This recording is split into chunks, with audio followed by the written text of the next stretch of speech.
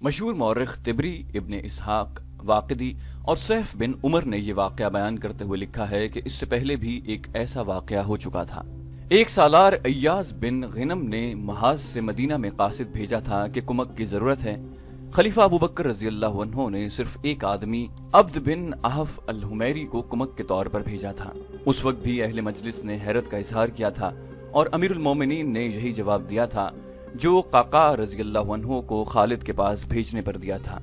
حقیقت یہ تھی کہ خلیفہ ابوبکر رضی اللہ عنہ خالد رضی اللہ عنہ کو مایوس نہیں کرنا چاہتے تھے، لیکن مدینہ میں کمک نہیں تھی، صرف یہی ایک محاذ نہیں تھا۔ اس وقت تمام کے تمام مشہور سالار مختلف محاذوں پر لڑ رہے تھے اور یہ ساری جنگ ارتداد کے خلاف لڑی جا رہی تھی۔ اسلام کے دشمن دیکھ چکے تھے کہ مسلمانوں کو میدان جنگ میں شکست دینا بڑا مہنگا سودا ہے، چنانچہ اسلام کو کمزور کر کے ختم کرنے کا انہوں نے یہ طریقہ اختیار کیا کہ کئی افراد نے نبوت کا دعویٰ کر دیا اور اپنے اپنے طریقوں سے پیروکار بنا لیے۔ متعدد ایسے قبیلے جو اسلام قبول کر چکے تھے اسلام سے منحرف ہو گئے اور اسلام سے انحراف کا یہ سلسلہ تیز ہوتا جا رہا تھا۔ ارتداد کے فتنے کے پیچھے یہودیوں کا ہاتھ تھا۔ خلیفہ ابوبکر رضی اللہ عنہ کی خلافت اسی فتنے کے خلاف برسر پیکار تھی۔ اس فتنے کو وعظوں اور تبلیغی لیکچروں سے نہیں دبایا جا سکتا تھا، اس کے لیے مسلح جہاد کی ضرورت تھی۔ یہ جنگی پیمانے کی مہم تھی جسے سر کرنے کے لیے مدینہ فوج سے خالی ہو گیا تھا۔ کمزور محاذوں کو کمک دینے کے لیے دوسرے محاذوں سے فوج بھیجی جاتی تھی۔ امیر المومنین رضی اللہ عنہ نے خالد رضی اللہ عنہ کو صرف ایک آدمی دینے پر اکتفا نہ کیا، انہوں نے دو طاقتور قبیلوں مفر اور ربیہ کے سرداروں کو پیغام بھیجے کہ خالد رضی اللہ عنہ کو زیادہ سے زیادہ آدمی دیں، صرف ایک آدمی۔ قعقاع رضی اللہ عنہ بن عمر جب خالد رضی اللہ عنہ کے پاس پہنچے تو خالد رضی اللہ عنہ نے اپنے خیمے میں غصے سے ٹہلتے ہوئے کہا، صرف ایک آدمی؟ کیا میں نے امیر المومنین کو بتایا نہیں کہ میرے پاس صرف 2000 لڑنے والے رہ گئے ہیں اور خلافت مجھ سے توقع رکھتی ہے کہ میں فارس کی اس فوج سے ٹکر لوں جو زرہ میں ڈوبی ہوئی ہے؟ قعقاع رضی اللہ عنہ نے کہا، میرے سالار، میں 8000 کی کمی پوری نہیں کر سکتا، خدا کی قسم کوئی کمی رہنے بھی نہیں دوں گا۔ وقت آنے دیں، جس رسول اللہ صلی اللہ علیہ وآلہ وسلم کا کلمہ پڑھتا ہوں اس کی روح مقدس کے آگے تمہیں شرمسار نہیں ہونے دوں گا، میں یمامہ میں بیٹھا نہیں رہوں گا۔ خالد رضی اللہ عنہ نے ایسے کہا جیسے اپنے آپ سے بات کر رہے ہوں۔ مثنیٰ میرا انتظار کر رہا ہوگا، میں اسے اکیلا نہیں چھوڑوں گا، لیکن خالد رضی اللہ عنہ خاموش ہو گئے۔ انہوں نے اوپر دیکھا اور سرگوشی میں کہا، خدا عزوجل، میں نے تیرے نام کی قسم کھائی ہے، اپنے نام کی خاطر میری مدد کر، مجھے ہمت اور استقلال عطا فرما کہ میں اس آگ میں کود کر اسے ٹھنڈا کر دوں جس کی زرتشت عبادت کرتے ہیں۔ میں گواہی دیتا ہوں کہ تیرے سوا عبادت کے لائق کوئی نہیں اور محمد صلی اللہ علیہ وآلہ وسلم تیرے رسول ہے۔ کیا تو ہمت ہار رہا ہے ولید کے بیٹے؟ لیلا نے کہا، کیا تو نے نہیں دیکھا کہ اللہ کی راہ میں لڑنے والوں کی اللہ مدد کرتا ہے؟ خالد رضی اللہ عنہ نے کہا، میں ہمت نہیں ہاروں گا، میں شکست کا عادی نہیں، اللہ مدد کرے گا۔ خدا کی قسم میں جاہ و جلال کا طلبگار نہیں، مجھے فارس کے بادشاہ کا تخت نہیں چاہیے، مجھے وہ زمین چاہیے جو اللہ کی ہے اور اس پر بسنے والے اللہ اور اس کے رسول صلی اللہ علیہ وآلہ وسلم کے نام لیوا ہوں گے۔ وہ 2000 مجاہدین جو خالد رضی اللہ عنہ کے ساتھ رہ گئے تھے یمامہ کے ایک میدان میں خالد رضی اللہ عنہ کے ساتھ کھڑے تھے۔ خالد رضی اللہ عنہ گھوڑے پر سوار تھے۔ مجاہدین اسلام، خالد رضی اللہ عنہ اپنی اس قلیل فوج سے بڑی بلند آواز سے مخاطب ہوئے، اللہ تعالیٰ نے ہمیں اسلام کا نام دور دور تک پہنچانے کے لیے چنا ہے۔ وہ جنہیں اپنے گھر اور اپنے مال و عیال عزیز تھے وہ چلے گئے ہیں، ہمیں ان سے گلہ نہیں، انہوں نے خاک و خون کے راستوں پر ہمارا ساتھ دیا تھا، بڑے لمبے عرصے تک وہ ہمارے ہم سفر رہے، اللہ انہیں جہاد کا صلہ عطا فرمائے۔ تم نے میرا ساتھ نہیں چھوڑا، اس کا اجر میں نہیں، اللہ دے گا۔ ہم بہت ہی طاقتور دشمن پر حملہ کرنے جا رہے ہیں، مت دیکھو ہماری تعداد کتنی ہے۔ بدر کے میدان میں تم کتنے اور قریش کتنے تھے؟ احد میں بھی مسلمان تھوڑے تھے، میں اس وقت مسلمانوں کے دشمن قبیلے کا فرد تھا۔ تم میں بھی ایسے موجود ہیں جو قبول اسلام سے پہلے بدر کے میدان میں مسلمانوں کے خلاف لڑے تھے۔ کیا ہم نے کہا نہیں تھا کہ ان تھوڑے سے مسلمانوں کو ہم گھوڑوں کے سموں تلے کچل ڈالیں گے؟ کیا تمہیں یاد نہیں کہ ہم جو تعداد میں بہت زیادہ تھے ان کے ہاتھوں پسپا ہوئے جو تعداد میں بہت تھوڑے تھے؟ کیوں ایسا کیوں ہوا؟ اس لیے کہ مسلمان حق پر تھے اور اللہ حق پرستوں کے ساتھ ہوتا ہے۔ آج تم حق پرست ہو۔ خالد رضی اللہ عنہ کے ہاتھ میں ایک کاغذ تھا جو انہوں نے کھول کر اپنے سامنے کیا۔ امیر المومنین نے ہمارے نام ایک پیغام بھیجا ہے، انہوں نے لکھا ہے کہ میں خالد بن ولید کو فارسیوں کے خلاف جنگ لڑنے کے لیے بھیج رہا ہوں۔ تم سب خالد کی قیادت میں اس وقت تک جنگ جاری رکھو گے جب تک تمہیں خلافت کی طرف سے حکم نہیں ملتا۔ خالد کا ساتھ نہ چھوڑنا، اور دشمن کتنا ہی طاقتور کیوں نہ ہو بزدلی نہ دکھانا۔ تم ان میں سے ہو جنہوں نے اس اجازت کے باوجود کہ جو گھروں کو جانا چاہتے ہیں جا سکتے ہیں، اللہ کی تلوار کا ساتھ نہیں چھوڑا۔ تم نے اپنے لیے وہ راستہ منتخب کیا ہے جو اللہ کی راہ کہلاتا ہے۔ تصور میں لاؤ اس ثواب عظیم کو جو اللہ کی راہ پر چلنے والوں کو ملتا ہے۔ اللہ تمہارا حامی و ناصر ہو، تمہاری کمی وہی پوری کرے گا، اسی کی رضا اور خوشنودی کے طلبگار رہو۔ ایک مورخ ازدی نے اس خط کا پورا متن اپنی تاریخ میں دیا ہے، لیکن تاریخ ابن خلدون اور ابن اسیر میں اس خط کا ذکر نہیں ہے۔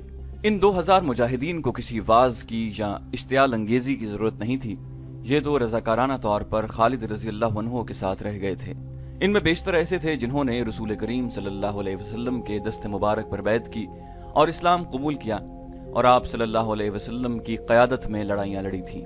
حضور اکرم کے وصال کے بعد وہ یوں محسوس کرتے تھے جیسے آپ صلی اللہ علیہ وآلہ وسلم کی روح مقدس ان کی قیادت کر رہی ہو۔ رسول اللہ صلی اللہ علیہ وآلہ وسلم کے ان شہدائیوں نے خالد رضی اللہ عنہ کی اجازت سے ایک کام یہ بھی کیا کہ گھوڑوں پر سوار ہو کر یمامہ کے گرد و نواح میں نکل گئے اور بستی بستی جا کر لوگوں کو گھڑ سواری کے مختلف کرتب دکھانے لگے، مثلاً دوڑتے گھوڑوں سے اترنا اور سوار ہونا، سرپٹ دوڑتے گھوڑوں سے نشانے پر تیر چلانا، نیزہ بازی اور گھوڑوں کو دوڑاتے ہوئے تیغ زنی کے کمالات۔ وہ جوانوں کو فوج میں بھرتی ہو جانے پر اکساتے اور انہیں بتاتے کہ جنگ میں جا کر انہیں کیا کیا فائدے حاصل ہوں گے۔ اس کے علاوہ ان لوگوں کو یہ بھی بتاتے تھے کہ وہ فوج میں بھرتی نہ ہوئے تو ایرانی آ کر انہیں اپنا غلام بنا لیں گے، جو ان سے بیگار لے گی انہیں دیں گے بھی کچھ نہیں، اور ان کی جوان بہنوں، بیویوں اور بیٹیوں کو اپنے قبضے میں لے لیا کریں گے۔ اس خطے نے ایرانیوں کا دور حکومت دیکھا تھا، پھر انہوں نے جھوٹے پیغمبروں کے شعبدے بازیاں بھی دیکھی تھیں، اور اب وہ مسلمانوں کی حکومت دیکھ رہے تھے۔ مسلمانوں نے انہیں غلام بنانے کی کوشش نہیں کی تھی۔ ان کے انداز، طور طریقے اور رہن سہن بادشاہوں جیسے یا حکمرانوں جیسے نہیں تھے۔ وہ عام لوگوں کی طرح رہتے، عام لوگوں کے ساتھ باتیں کرتے اور ان کی سنتے تھے۔ ان کی عورتوں کی عزت محفوظ تھی۔ ان لوگوں میں وہ بھی تھے جنہوں نے اسلام قبول کر لیا تھا، لیکن مسلمہ جیسے شعبدے باز نے انہیں گمراہ کیا اور اسلام کے راستے سے ہٹا لیا تھا۔ انہوں نے مسلمہ کی نبوت کو مسلمانوں کے ہاتھوں بے نقاب ہوتے دیکھا، اور مسلمہ کی جنگی قوت کو مسلمانوں کی قلیل نفری کی بے جگری کے آگے ریزہ ریزہ ہوتے دیکھا، تو وہ محسوس کر رہے تھے کہ سچا عقیدہ اور نظریہ اسلام ہی ہے، جو جھوٹ کی طاقتوں کو کچل دیتا ہے، اور وہ غیبی طاقت جو سچے کو جھوٹے پر، حق کو باطل پر فتح دیتی ہے، وہ اسلام میں مضمر ہے۔ چنانچہ یہ لوگ خالد رضی اللہ عنہ کی فوج میں شامل ہونے لگے۔ یہ خالد رضی اللہ عنہ کے مجاہدین کی کوششوں کا حاصل تھا۔ یمامہ میں شور اٹھا، کچھ لوگ دوڑتے ہوئے بستی سے باہر چلے گئے، عورتیں چھتوں پر جا چڑھی، افق سے گرد کی گھٹائیں اٹھ رہی تھیں اور یمامہ کی طرف بڑھ رہی تھیں۔ آندھی آ رہی ہے، لشکر ہے، کسی کا لشکر آ رہا ہے، ہوشیار، خبردار، تیار ہو جاؤ۔ خالد رضی اللہ عنہ ایک قلعہ نما مکان پر جا چڑھے۔ یہ آندھی نہیں، کسی کی فوج تھی۔ مرتدین کے سوا اور کس کی فوج ہو سکتی تھی؟ خالد رضی اللہ عنہ کو افسوس ہونے لگا کہ کس برے وقت انہوں نے اپنی فوج سے کہا تھا کہ جو گھروں کو جانا چاہتے ہیں چلے جائیں۔ گرد کے جو بادل اٹھتے نظر آ رہے تھے، یہ بہت بڑے لشکر کی گرد تھی۔ خالد رضی اللہ عنہ کے پاس صرف 2000 نفری تھی، یا وہ نفری تھی جو ابھی ابھی فوج میں شامل ہوئی تھی۔ لیکن اور ہو بھی کیا سکتا تھا؟ یمامہ کی آبادی تھی، اس میں لڑنے والے آدمی موجود تھے، لیکن یہ خطرہ بھی موجود تھا کہ یہ لوگ دشمن سے مل جائیں گے، اور یہ خطرہ بھی کہ یہ پیٹھ پر وار کریں گے۔ مجاہدین اسلام، خالد رضی اللہ عنہ نے قلعہ نما مکان کی چھت سے للکار کر کہا، بہت بڑے امتحان کا وقت آ گیا ہے، اللہ کے سوا تمہارا مددگار کوئی نہیں۔ خالد چپ ہو گئے کیونکہ انہیں دفوں اور ڈھولوں کی دھمک سنائی دینے لگی۔ حملہ آور دف بجاتے نہیں آیا کرتے تھے، دھمک بلند ہوتی جا رہی تھی۔ خالد رضی اللہ عنہ نے ادھر دیکھا، گرد بہت قریب آ گئی تھی اور اس میں چھپے ہوئے اونٹ اور گھوڑے نظر آنے لگے تھے۔ گرد کے دبیز پردے میں آنے والا لشکر نعرے لگانے لگا، اسلام کے پاسبانوں۔ خالد رضی اللہ عنہ نے اوپر سے چلا کر کہا، اللہ کی مدد آ رہی ہے، آگے بڑھو، استقبال کرو، دیکھو یہ کون ہے۔ خالد رضی اللہ عنہ دوڑتے نیچے اترے، اپنے گھوڑے پر کود کر سوار ہوئے اور گھوڑے کو ایڑ لگا کر بستی سے نکل گئے۔ آنے والا لشکر بستی سے کچھ دور رک گیا اور 2 گھڑ سوار آگے بڑھے۔ خالد رضی اللہ عنہ ان تک پہنچے اور گھوڑے سے اترے۔ وہ دونوں سوار بھی اتر آئے۔ وہ مضر اور ربیہ قبائل کے سردار تھے۔ مدینہ سے اطلاع آئی تھی کہ تمہیں مدد کی ضرورت ہے، ایک سردار نے کہا۔ मैं 4000 आदमी साथ लाया हूँ। इनमें शुतर सवार भी हैं, घुड़सवार भी हैं और प्यादे भी हैं, और 4000 की तादाद मेरे कबीले की है। दूसरे सरदार ने कहा।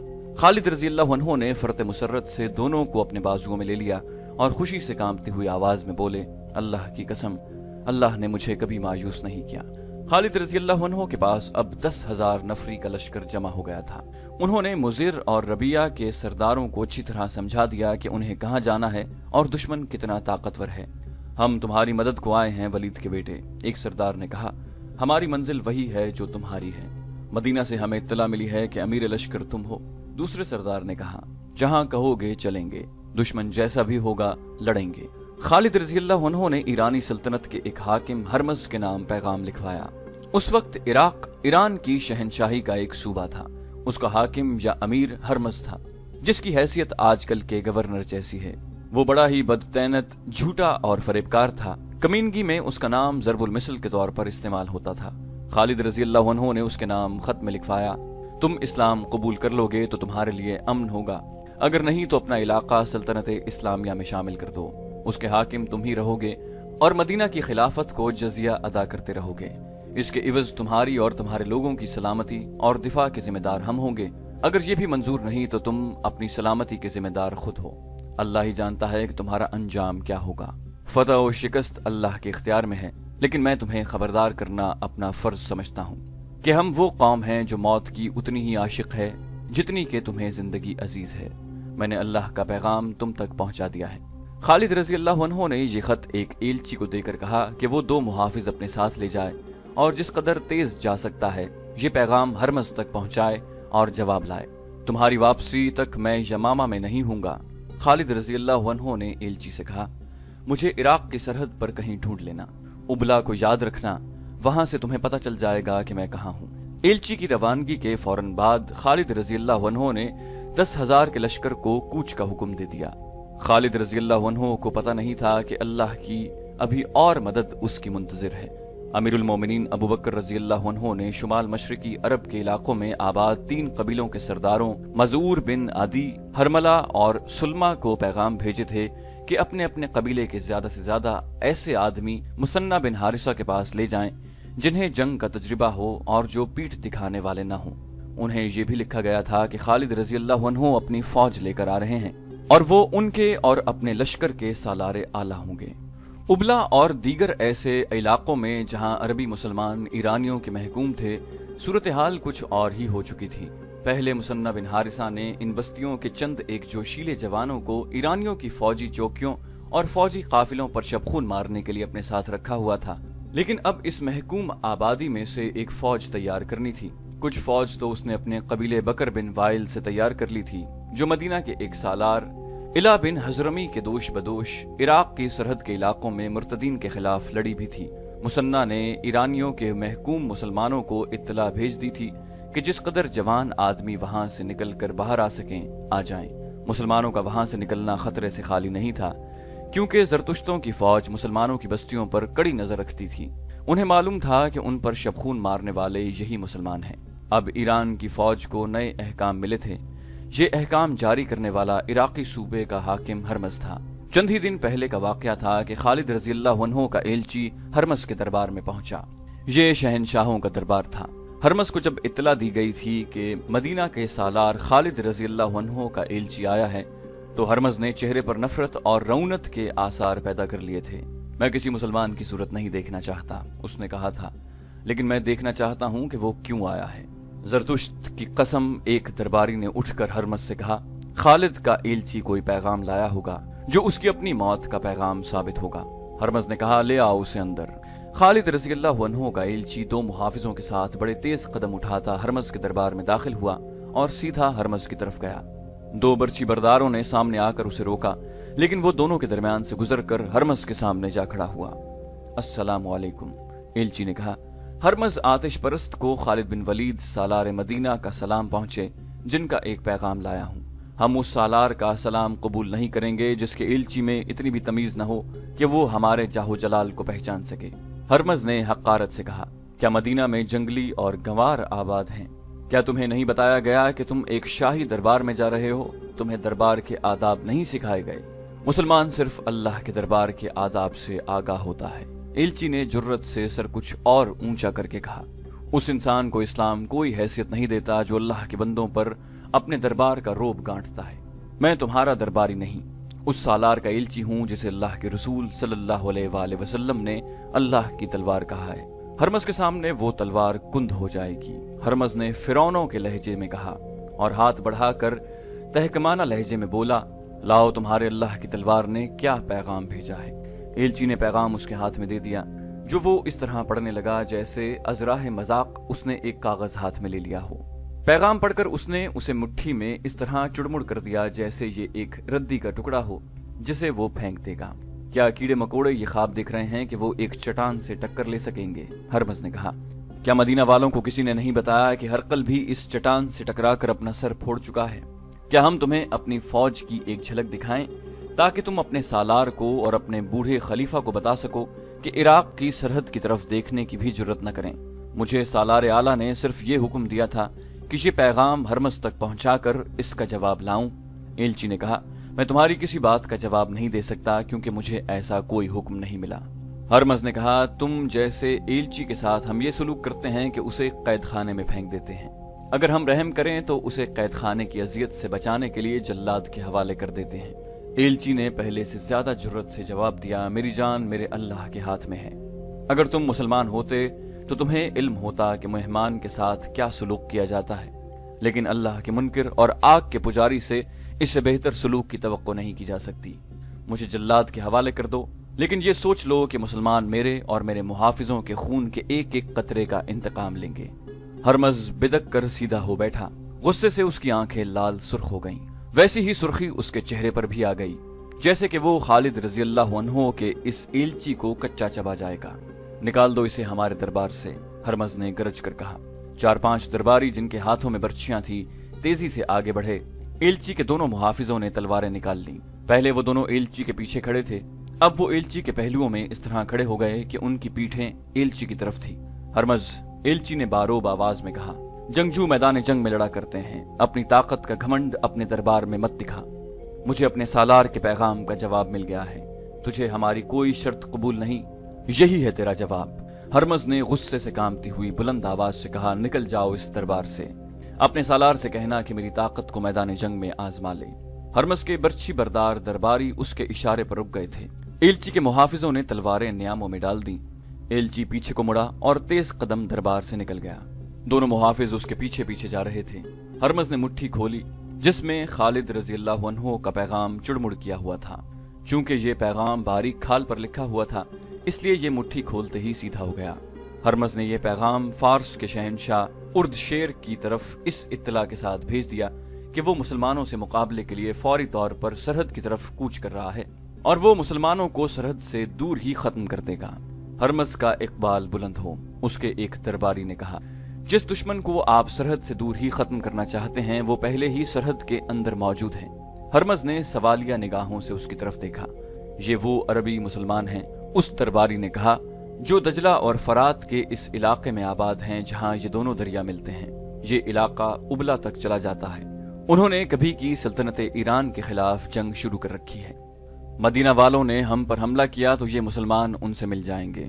मैं एक अर्ज करने की जुर्रत करता हूँ। एक फौजी मुशीर ने कहा, कई दिनों से इत्तलाएं मिल रही हैं कि मुसलमान जो लड़ने के काबिल हैं यानी जवान हैं, वो अपनी बस्तियों से गायब होते जा रहे हैं। वो यकीनन मुसन्ना बिन हारिसा तक पहुंच रहे हैं। इसमें कोई शक नहीं कि वो फौज की सूरत में मुनज्जम हो रहे हैं। क्या तुमने फरार का ये सिलसिला रोकने के लिए कोई कार्रवाई की है? हरमज ने पूछा। फौजी दस्ते बाकायदा निगरानी कर रहे हैं, फौजी मुशीर ने जवाब दिया। इसके बावजूद मुसलमान गायब हो रहे हैं। हरमज ने गुस्से और तंज से कहा, सरहदी चौकियों को अभी हुक्म भेजो कि मुसलमानों की बस्तियों पर छापे मारते रहें। हर बस्ती की तमाम आबादी को बाहर निकाल कर देखें कि कितने आदमी गायब हैं और कब से गायब हैं। जिस घर का आदमी गायब हो उस घर को आग लगा दो। कोई मुसलमान सरहद की तरफ जाता नजर आए तो उसे पकड़कर कत्ल कर दो या दूर से उस पर तीर चला दो। इस इलाके में मुसलमानों की एक बस्ती थी जो सरहद के बिल्कुल करीब थी। ईरानी फौज की थोड़ी सी नफरी ने उस बस्ती में जाकर ऐलान किया कि बच्चे से बूढ़े तक बाहर निकल आएं। सिपाहियों ने घरों में घुस घुस कर लोगों को बाहर निकालना शुरू कर दिया। औरतों को अलग और मर्दों को अलग खड़ा कर दिया। सिपाहियों का अंदाज बड़ा जालिमाना था। वो गालियों की जबान में बात करते और हर किसी को धक्के दे देकर इधर से उधर करते। उन्होंने ऐलान किया कि उन आदमियों के नाम बताए जाएं और उनके घर दिखाए जाएं जो बस्ती में नहीं हैं। तमाम आबादी खामोश रही। जवाब दो, ईरानी कमांडर ने गुस्से से चिल्लाते हुए कहा। उसे कोई जवाब न मिला। कमांडर ने आगे बढ़कर एक बूढ़े आदमी को गिरबान से पकड़कर अपनी तरफ घसीटा और उसे पूछा कि इस हुजूम में कौन कौन नहीं है। बूढ़े ने जवाब दिया, मुझे नहीं मालूम। कमांडर ने न्याम से तलवार निकालकर बूढ़े के पेट में घोंप दी और तलवार जोर से बाहर को खींची। बूढ़ा दोनों हाथ पेट पर रखकर गिर पड़ा। कमांडर फिर एक बार लोगों की तरफ मुतवज्जे हुआ। अचानक एक तरफ से 8-10 घोड़े सरपट दौड़ते आए। उनके सवारों के हाथों में बर्छियां थीं। ईरानी फौजी देखने भी न पाए थे कि ये कौन है। उनमें से कई एक के जिस्मों में बर्छियां उतर चुकी थीं और घोड़े जिस तरह आए थे उसी तरह सरपट दौड़ते बस्ती से निकल गए। ईरानी फौजियों की तादाद 40-50 थी। उनमें भगदड़ मच गई।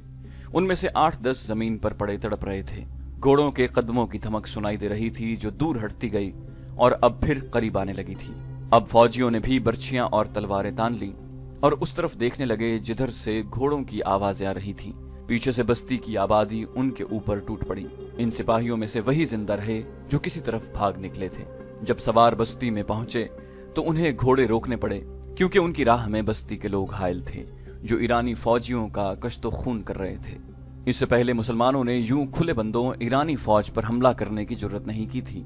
एक ईरानी सिपाही पर हाथ उठाने की सजा ये थी कि हाथ उठाने वाले के पूरे खानदान को खत्म कर दिया जाता था। अब यहाँ के मुसलमान इसलिए दलेर हो गए थे कि उन्हें इत्तला मिल चुकी थी कि मदीना की फौज आ गई है। जिन सवारों ने ईरानियों पर हमला किया था वो कुछ इस बस्ती के रहने वाले जवान थे, कुछ दूसरी बस्तियों के। ये महज इत्तेफाक था कि वो मुसन्ना बिन हारिसा की तरफ जाते हुए इस बस्ती के करीब से गुजर रहे थे। उन्होंने इस बस्ती की आबादी को बाहर खड़े देखा और ईरानी फौजियों को भी देखा।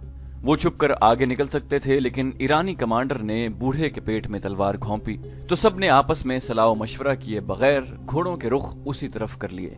ईरानी फौजियों ने तो उन्हें जाते हुए देखा ही नहीं था। ये अल्लाह की मदद थी जो इस मजलूम बस्ती को बर वक्त मिल गई थी। ये बस्ती तो खुशकिस्मत थी कि उसे मदद मिल गई और ईरानियों की भयानक सजा से बच गई। मुसलमानों की दूसरी बस्तियों पर तो जैसे कयामत टूट पड़ी थी। हर बस्ती के हर घर की तलाशी हो रही थी। ये देखा जा रहा था कि कितने आदमी गायब हो चुके हैं। हर बस्ती में ईरानी कई आदमियों को कत्ल कर रहे थे। बाज मकानों को उन्होंने नजर आतिश भी कर दिया। 3-4 रोज ये सिलसिला जारी रहा। उसके बाद ईरानी फौज को बस्तियों की तरफ तवज्जो देने की मोहलत न मिली। हरमज अपनी फौज लेकर आ गया। सरहदी फौज को भी उसने अपने साथ ले लिया और सरहद से निकल गया। उसका इरादा ये था कि खालिद रज़ी अल्लाह अन्हु को वो सरहद से दूर रोक लेगा। हरमज की पेशकदमी बहुत तेज थी।